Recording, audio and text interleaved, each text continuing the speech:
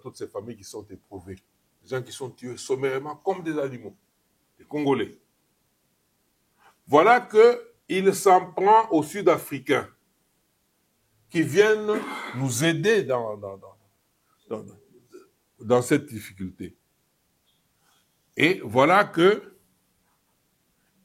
traite ce régime qui est en train de se battre ou de lutter pour préserver l'intégrité du territoire national à tout prix. Il traite ce régime de tyrannique. Mais ça dit tout. Heureusement, les premiers mots du procureur de la Cour pénale internationale, il est clair. Les mandats d'arrêt seront lancés contre les auteurs intellectuels, les auteurs pénaux, et ainsi de suite. Donc, M. Kabila, nous devons voir un mandat d'arrêt sur ce monsieur. Rien que par son comportement. Il ose ouvrir sa bouche aujourd'hui. Moi, je pense qu'il a perdu l'occasion de se taire, mais nous savons quand même pertinemment bien pourquoi il le fait. Il le fait pour échapper à la vindicte qui est en train de planer déjà sur lui, et nous veillerons à ce qu'un mandat soit lancé contre sa personne et qu'il soit interpellé. Non, moi je suis déçu. Hein. Je suis catholique pratiquant. Je suis déçu. Je voudrais être clair. Je suis catholique pratiquant. Non seulement ça, je prie Dieu, le véritable Dieu. Et je ne suis redevable qu'à ces dieux-là. Bon, s'il y a des gens que nous avons érigés comme autorité ecclésiastique, mais qui sont tout simplement des affairistes, je sais de quoi je parle. Et ayant appris que le pays, la ville de Kinshasa, par exemple, est infiltrée. Moi, je suis mieux placé pour vous le dire. Et je l'ai dit plusieurs fois. Nous avons appelé la population à la vigilance. La population, lorsqu'elle aiguise sa vigilance, elle signale certains faits, on met la main sur certaines personnes et tout ça. Voilà que pour protéger ceux qui nous ont infiltrés là, pour contrer la vigilance du peuple congolais, il alerte le monde entier pour dire qu'on est en train de s'en prendre pour Swahilophones. Et trivialement, créer une haine entre tribus. Suivez votre magazine d'actualité Focus plus de 53 pour ne rien rater sur la sécurité, la santé, la politique et que sais-je encore. Par rapport à ces situations sécuritaires pour l'Est du pays. Elle est très préoccupante et inacceptable. Parce qu'elle a trop duré. Ce n'est plus une crise. Parce que 30 ans, on ne peut pas parler d'une crise. Et du reste, tout cela est connu. On connaît les tenants et les aboutissants. Il y a la demande des matières rares qui sont sur notre territoire. Il y a un pays voisin qui n'a pas ces matières chez lui, mais qui essaye d'organiser la contrebande. Et il vole ses produits pour les diriger vers les multinationales. Et puis, il reçoit l'argent. Mais dans cette entreprise, il sème la mort à tout bout de champ. Et aujourd'hui, on est à plus de 13 millions de morts.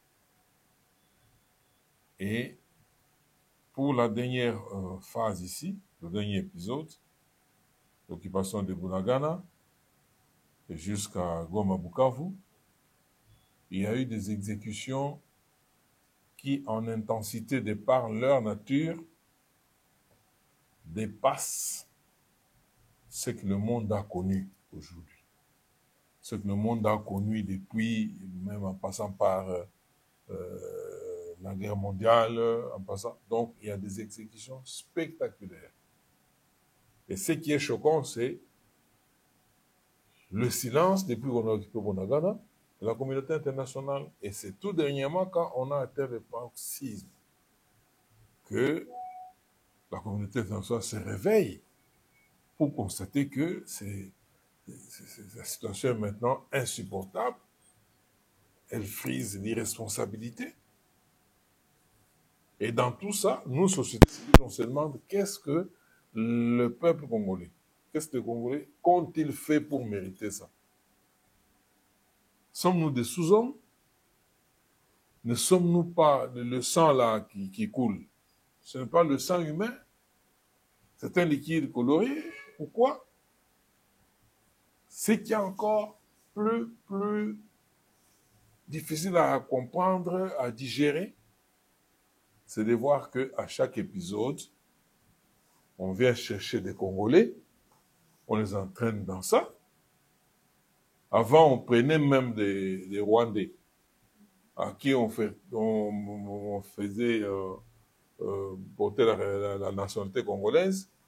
Suite à notre naïveté, on les acceptait comme tels et ils traitaient de massacre. Mais cette fois-ci, on va chercher des Congolais et des Congolais bien connus pour avoir exercé certaines tâches dans des institutions d'appui à la démocratie. D'appui à la démocratie. Et ces gens-là, je parle ici de Nanga Corneille, ils quittent la CENI pour se retrouver chef de guerre. Et en train de massacrer les Congolais, en train de massacrer les jeunes, en train de déporter les jeunes dont on ne connaît pas ce qu'ils sont devenus. On prend les jeunes de Bukavu, on prend les jeunes de Goma, on les amène au Rwanda. On les amène au Rwanda, on ne sait pas ce qu'ils sont devenus. Il y a d'autres jeunes qu'on prend, et on demande aux écoles d'ouvrir, les écoles ouvrent leurs portes, les parents envoient leurs enfants à l'école, et eux passent, ils ramassent tous ces enfants, ils les amènent pour quelques instants après ramener des corps. C'est-à-dire ces enfants, ceux qui ont eu le malheur de refuser d'être embarqués dans une entreprise, et qu'ils ont refusé, et leur sort, c'est d'être exécutés sommairement. On amène les corps aux familles. Voilà ce que nous sommes en train de vivre en ce moment. Cette crise, la communauté internationale, la plus haute instance de celle-ci, la plus contraignante d'ailleurs, le Conseil de sécurité, a adopté une résolution 2773 qui demande au Rwanda de retirer son armée, qui demande à ses supplétifs, les M23 et autres, de quitter le sol congolais. Mais jusque-là, ils s'entêtent. Ils s'entêtent. Moi, je crois qu'on doit les déloger par la force.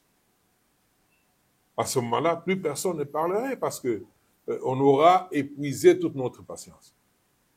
Et ce qu'on demande au président de la République, nous lui demandons de passer maintenant à la force. Maintenant, là, nous avons des forces, réellement, nous avons des forces sur le terrain. Notre armée, c'est une armée de grande valeur. La grande difficulté que nous avons, c'est l'infiltration de toute sa chaîne de commandement, qui a produit ce qu'on a connu ici comme déboire. Mais il est temps de se ressaisir, Monsieur le Président. Maintenant, là, n'attendez pas. Aujourd'hui, j'ai reçu des nouvelles de Ouvira. Bon, la paix règne, mais il y a un désordre au niveau de la chaîne de commandement, parce qu'on ne sait pas, les Ozalendos font ce qu'ils font, les FARDC font ce qu'ils font, et les autres font. Donc, on ne connaît pas qui commande. Alors, il faut restructurer la chaîne de commandement, et il y a des commandants au niveau des FARDC qui continuent à travailler pour les ennemis, qui les appellent même à venir pour entrer dans Ouvira, et ainsi de suite. Donc, pourquoi traîne-t-on à changer cette chaîne de commandement-là, qui a déjà montré qu'ils ne sont pas avec lui, ils ne travaillent pas pour le pays? On doit les changer. Parce qu'on a vu dans un vidéo de les réseaux sociaux quelques éléments de notre police ici Ils sont rendus là-bas vers les AFC et puis ils sont allés à Goma pour la formation militaire. Quelle est votre analyse par rapport à ces actes? C'est pour dire que c'est une illustration du degré d'infiltration de notre armée. Mais je crois que la réaction devrait être prompte.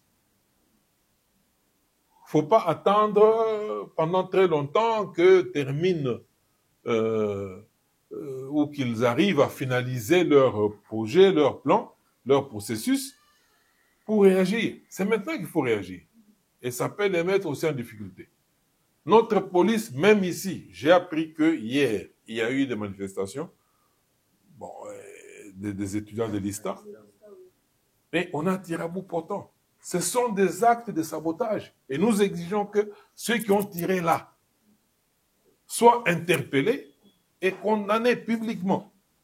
Et même leurs chefs, il y en a qui veulent se dédouaner en disant qu'ils n'ont envoyé personne, à moins qu'il y a des autres qui se donnent verbalement. Et pourquoi lorsque de tels faits sont rapportés au niveau de la hiérarchie? Parce qu'il y a des services qui s'occupent de ça. Lorsque de tels faits sont rapportés, pourquoi n'ont-ils pas pris des dispositions pour faire cesser cela immédiatement? Et ça dégénère jusque-là. Ce sont des actes pour faire porter la responsabilité au président actuel. Les infiltrés sont encore nombreux dans notre police. Ils sont encore nombreux dans notre armée. Mais il faudrait restructurer, recadrer la chaîne des commandements avec des personnes sûres. C'est ce qui va faire en sorte que ce genre de sabotage cesse. Il y a quelques acteurs politiques qui appellent on appelle ça comment, c'est que le ministère de la Justice avait fait. Ça peine de mort. Non, c'est les États généraux de la défense. Bon, moi je crois que c'est utile, mais en attendant, parce que ça demande aussi l'argent. Les États généraux de la défense, ça demande qu'on soit quand même en période d'accalmie.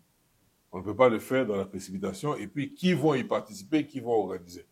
Parce qu'en ce moment, nous risquons de prendre encore ceux qui sont complices. On les charge, on leur donne la mission d'aller organiser les États généraux de l'armée. Et puis, ça sera encore une opportunité pour descendre définitivement notre armée qui ne pourra plus jamais se remettre. Maintenant, quelle est la solution? La solution maintenant, c'est ce que je train de vous dire. Il y a quand même des ex-phases dans ce pays. Des Congolais qui ont une grande expérience. Il y a, par exemple, le général Moussala, le général Kisempia. Ce sont des techniciens d'état-major. Donc, ce sont des gens qui peuvent faire du travail sur le terrain. Qui peuvent faire du travail. Ils ont été tout simplement écartés lorsque l'AFTEL est arrivé, et tout ça. Bon, aujourd'hui, moi, je pense qu'il faut repartir sur de nouvelles bases. Nous avons évolué sur des bases un peu alambiquées et les résultats sont là. Il n'est pas tard. On peut repartir sur de nouvelles bases, ne serait-ce que par rapport au commandement de la guerre. On peut nommer des hommes sûrs. Ils connaissent aussi des répondants sûrs au sein de la troupe, au sein de l'armée. Rapidement, ils peuvent concocter quelque chose et puis on aligne des gens et vous allez voir que le Rwanda, qui n'est pas une foudre de guerre, à ce qu'on sache, il profite seulement de cet tas de choses, de l'infiltration, pour tendre des embuscades. Il y a des villes, des grandes villes qui tombent sans coup férir, donc sans combattre, parce que le lit était déjà préparé. Donc, c'est là qu'il faudrait faire en ce moment. Oui. Président, vous avez déjà répondu à ma deuxième question. Donc, dans ce cas, je passe à la troisième question. Oui. Parlant sur le plan économique. Oui. Qu'est-ce que vous pouvez proposer sur le plan économique pour décanter la situation? Parce qu'aujourd'hui, la guerre, surtout la guerre dans l'Est, à Goma, il y a certaines marchandises qui viennent de Goma. Aujourd'hui, il n'y a plus de marchandises sur le marché. Qu'est-ce que vous pouvez proposer sur le plan économique? Bon, ici, nous souhaitons d'abord que la guerre se termine le plus rapidement possible, que ces gens-là quittent sans condition, quittent le territoire congolais, et que la situation redevienne normale. Normal voudrait dire qu'on ait la possibilité de secourir d'abord tous les déplacés, parce qu'il y en a par milliers qui étaient cantonnés et qui sont en divagation. On ne sait plus les contrôler, on ne sait plus les gérer. Les rebelles n'ont plus aucune disposition pour gérer ou canaliser l'aide ou quoi. Donc ces gens sont en train de mourir par milliers encore. Ils sont en divagation. On doit commencer d'abord par les rassembler, reconstituer les camps, et puis leur venir en aide. Aujourd'hui, les avions n'atterrissent pas à Boma, les avions n'atterrissent pas à Kavumu, à Bukavu. Donc, ils sont quasi abandonnés. On doit commencer par là. Sur le plan économique, c'est le calme qui va favoriser le retour de la santé économique. C'est le calme. Et d'une manière générale, pour ce qui concerne ce pays, notre difficulté, parce que je dois quand même parler maintenant là, nous sommes dans l'obligation de reconfigurer la classe politique. Vous suivez. Nous devons cesser de nous leurrer. Toute économie à travers le monde a un cursus qu'il suit ou qu'elle suit.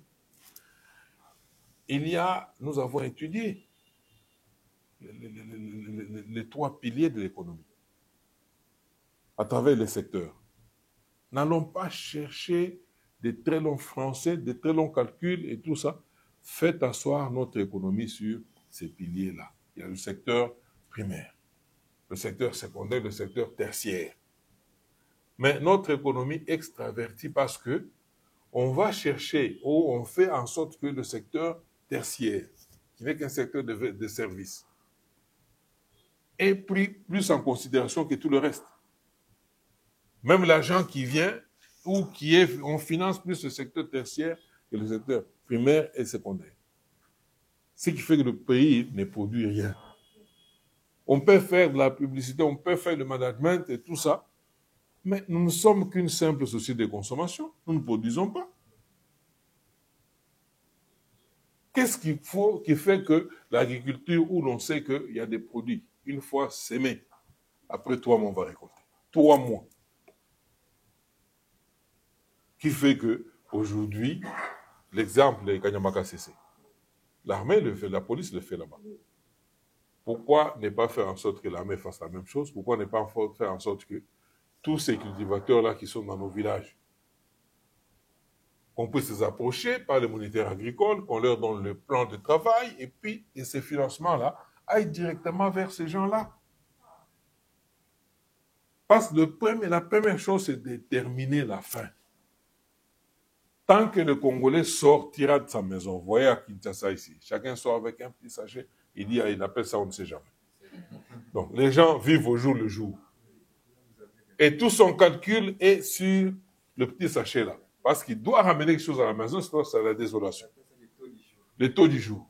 Alors, comment les gens vont-ils se concentrer pour penser développement, pour penser autre chose?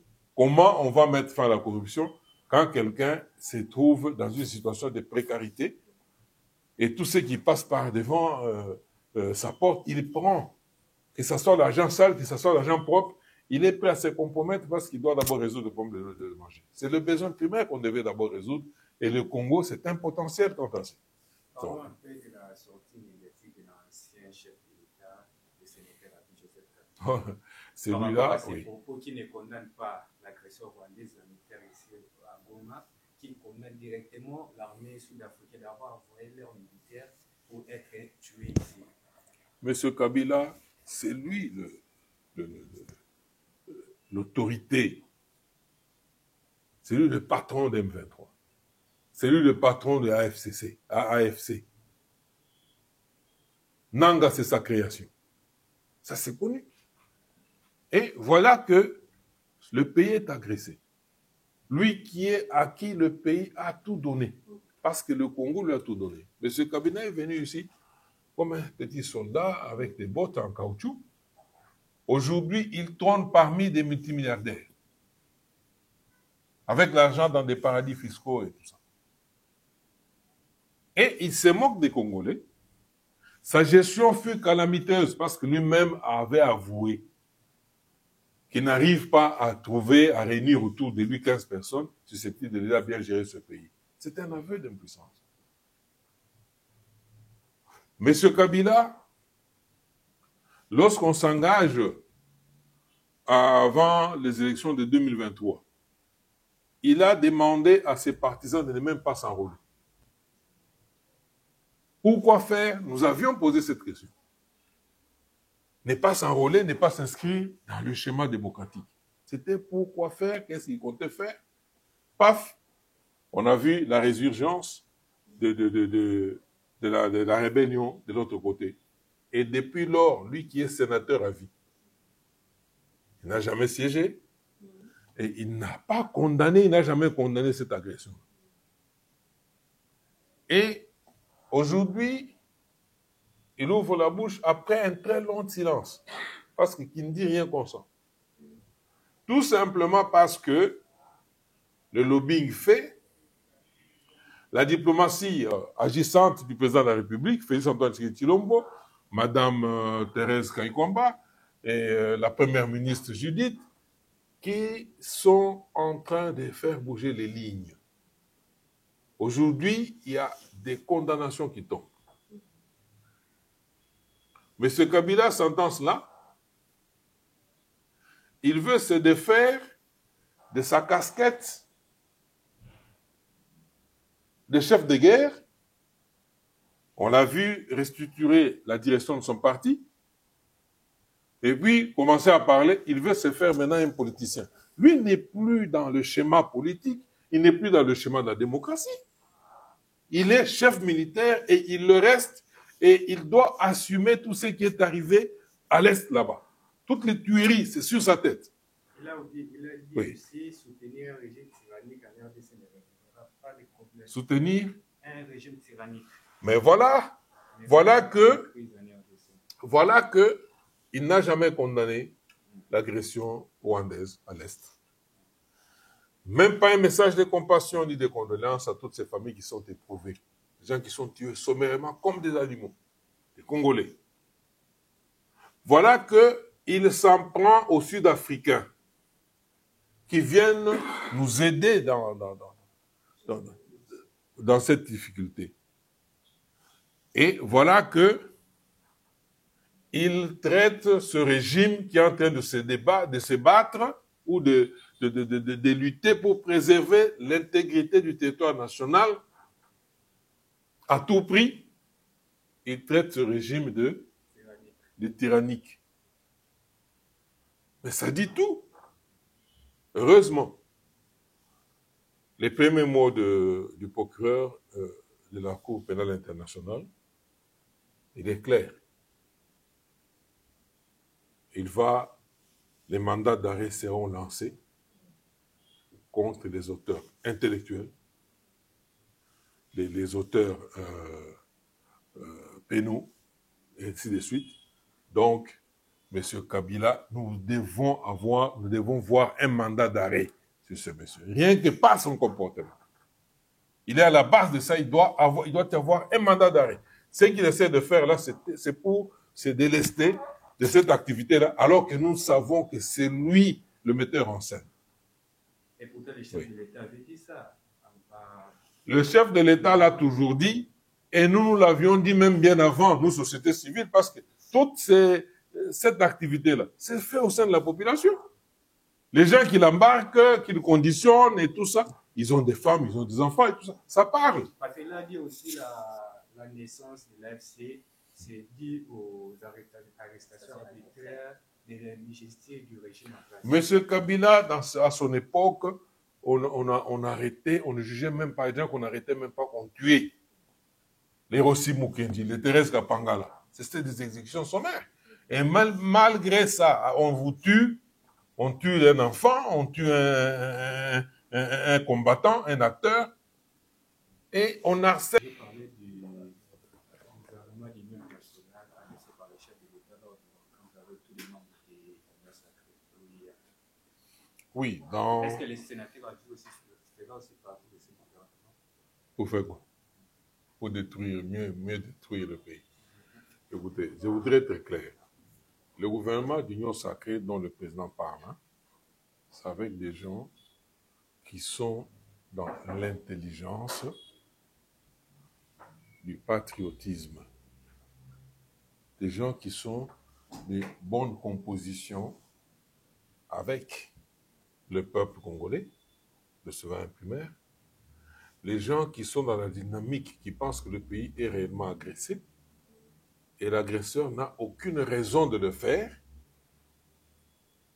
S'ils ont un problème politique, ça peut être réglé politiquement. Ça ne demandait pas qu'on puisse tuer les gens, les Congolais.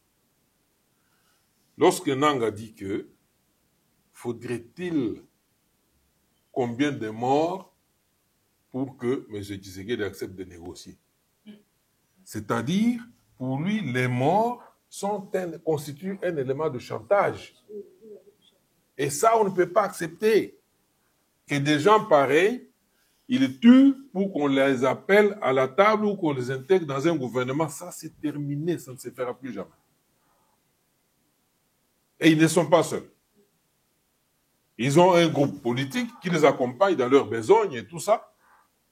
Et d'ailleurs, nombreux ont déjà dit qu'ils ne participeront pas. Parce que comment pouvaient-ils accepter de participer? Parce qu'ils sont engagés, sinon ça serait de l'autre côté, dans leur camp. Ils seraient traités comme des traîtres. Parce qu'ils sont dans cette intelligence-là. Ils sont obligés de dire on ne va pas participer là-bas. Pour rester solidaires avec ceux qui tuent, avec ceux avec qui ils composent. Alors, je voudrais ici dire ceci. Le président, à partir de ce qui se passe maintenant là, qu'on le veuille ou non, il y aura une reconfiguration de l'ordre politique. Elle s'impose. Et le président a appelé sa classe, son groupe politique, sa famille politique, pour leur annoncer ça. Ce qu'il a annoncé qu'il a annoncé là, c'est qu'il a annoncé qu'il va y avoir maintenant là, parce que les paradigmes ont changé. Nous sortions bien sûr d'une élection avec un contrat social qui a donné la configuration que nous avons dans les institutions. Mais secoué par les événements de l'Est, on a vu l'attitude des uns et des autres. Il y en a qui souhaitaient que ces gens-là arrivent jusqu'ici, comme ça, on passe la table rase, et puis ils prennent le pouvoir ou ils prennent position dans un nouveau régime. Et il y en a qui pensent que ces gens ne peuvent pas. Ça ne se justifie pas. Ce n'est pas une démarche acceptable parce qu'elle n'est pas démocratique. C'est avec ces gens-là qu'on va constituer un gouvernement d'union nationale. Parce qu'on ne va pas mettre ou introduire les loups dans la bergerie. C'est pour lui donner encore la possibilité de détruire la bergerie ou de bouffer tous les moutons.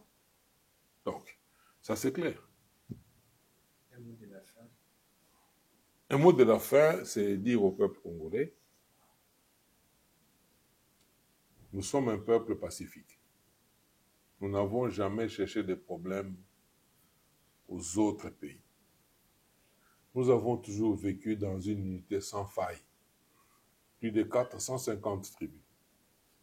Et on a toujours vécu en harmonie. On s'est marié entre nous. Les Congolais peuvent aller partout.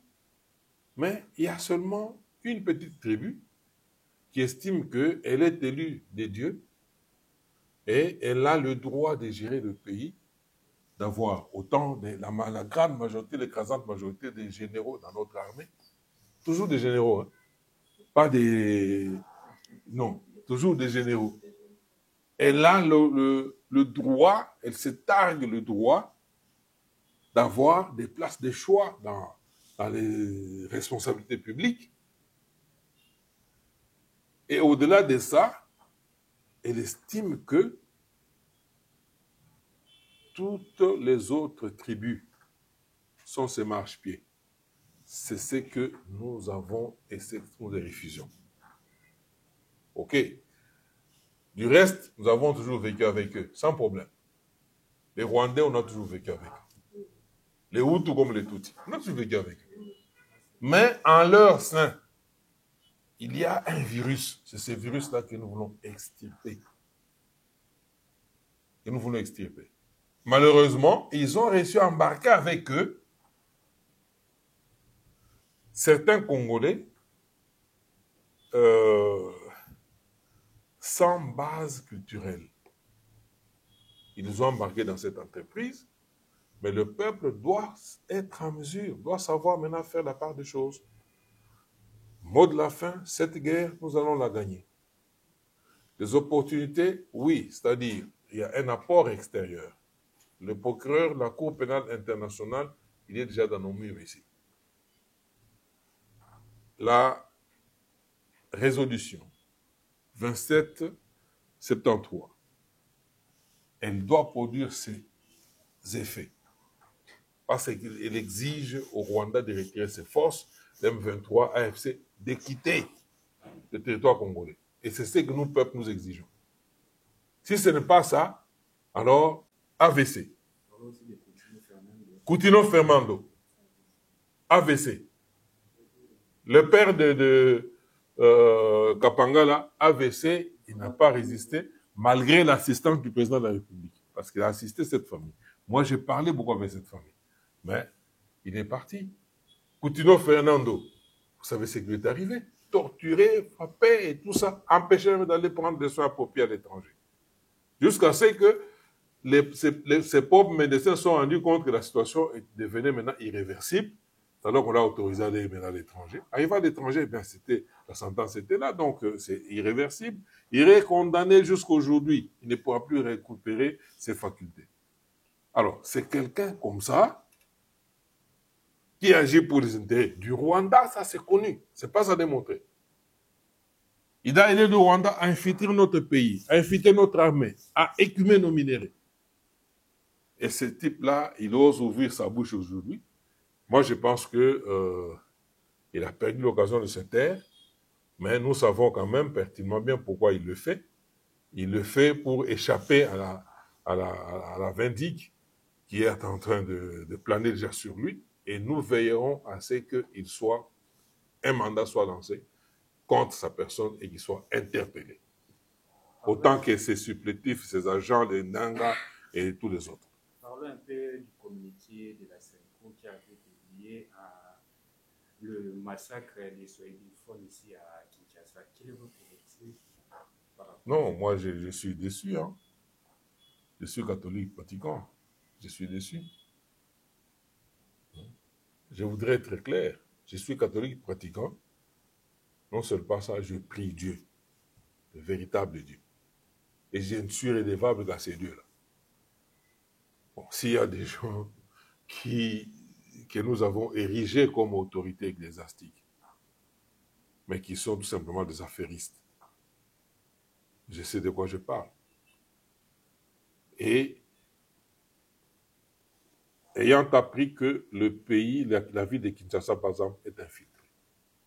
Moi, je suis mieux placé pour vous le dire. Et je l'ai dit plusieurs fois. Nous avons appelé la population à la vigilance. La population, lorsqu'elle aiguise sa vigilance, elle signale certains faits, on met la main sur certaines personnes et tout ça. Voilà que pour protéger ceux qui nous ont infiltrés là, pour contrer la vigilance du peuple congolais, il alerte le monde entier pour dire qu'on est en train de s'en prendre au Swahilophones. Et trivialement, créer une haine entre tribus. Ça, c'est une entreprise que Jésus-Christ n'a pas enseignée. De son vivant, il n'a pas posé de tels actes. Ça relève du cœur humain. Bon, écoutez, les gens sont libres de le faire. Nous, notre rôle, c'est de clairer l'opinion, c'est de conditionner la population à ne pas tomber dans ce genre de pièges. Parce qu'aujourd'hui, si nous nous mettons maintenant à nous entretuer, les Baswahili contre les Bakongo, les Balouba contre les ceci et tout ça, qu'est-ce qui va rester? C'est ça, prêcher l'unité?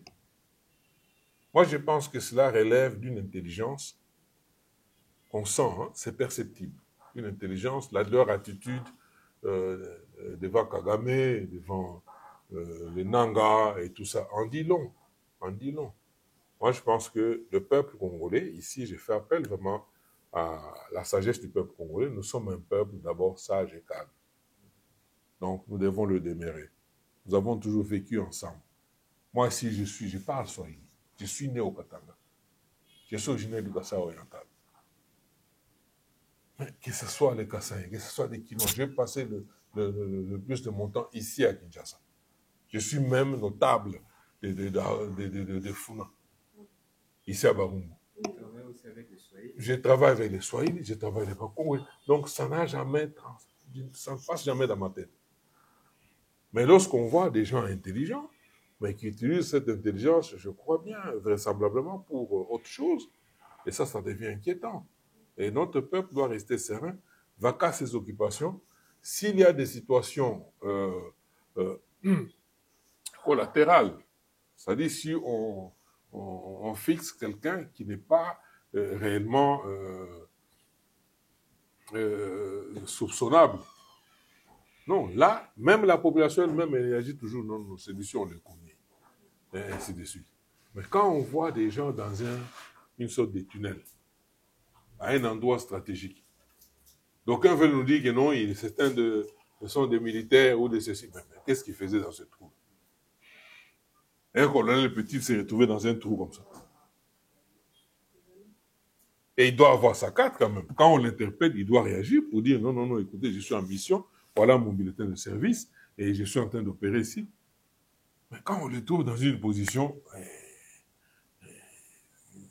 difficile à définir, et lui-même a difficile dans le feu de l'action, difficile à s'expliquer.